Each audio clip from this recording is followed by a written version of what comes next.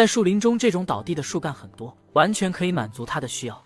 用抓木器先把一根处理好的原木运回基地，虽然很吃力，不过阿强还是凭借毅力把原木运到基地。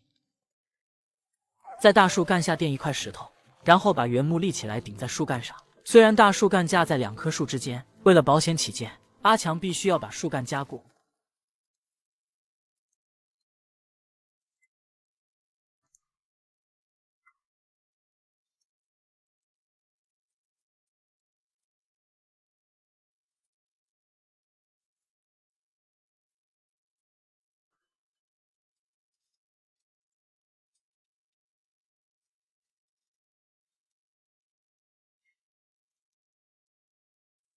凭他一个人